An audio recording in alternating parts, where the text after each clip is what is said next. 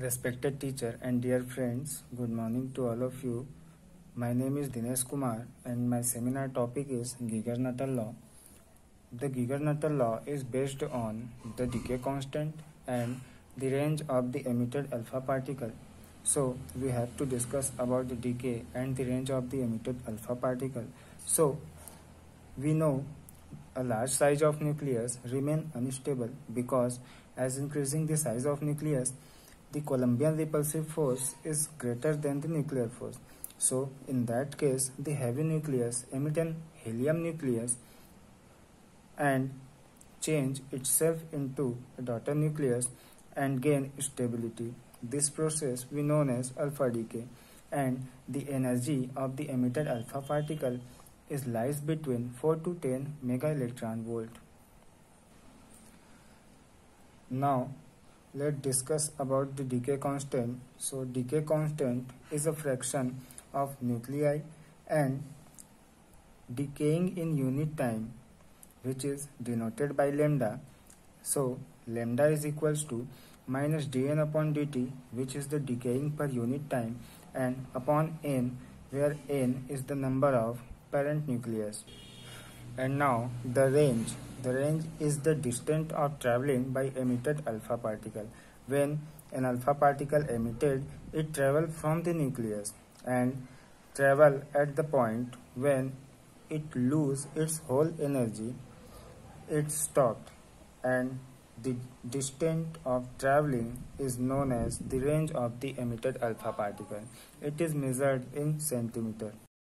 In 1911, Hans Geiger and John Nuttall experiments with those substances which emit alpha particle, and they found that those radioactive substances have more decay constant, they have more range of alpha particle, and less decay constant have less range of alpha particle.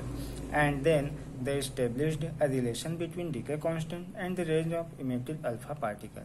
According to them, for an alpha emitting radioactive substance, the log of decay constant lambda and the log of range r in air of the emitted alpha particle are in linear relation to each other, and they give us mathematically equation which is log lambda is equals to a plus b log r, where a and b are constant which depends on the radioactive substance.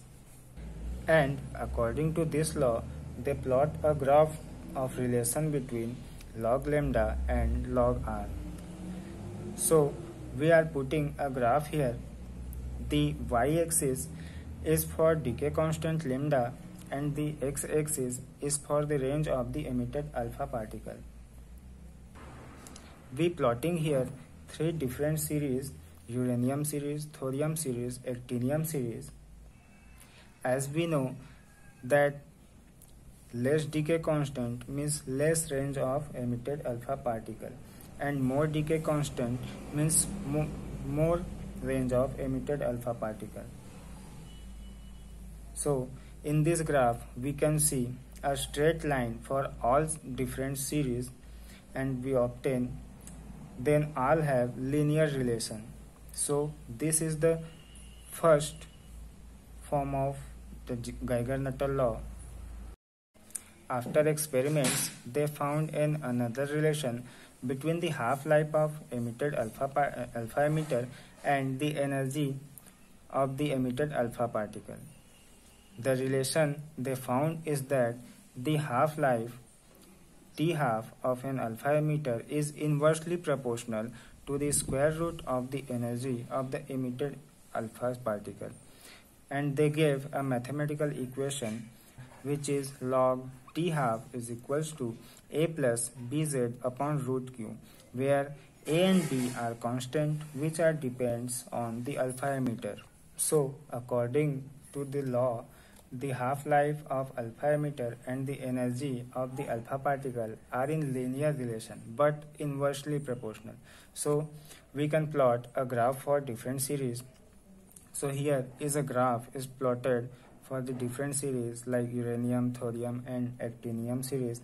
The y-axis is for the half-life of alpha emitter and the x-axis is for the energy of the emitted alpha particle.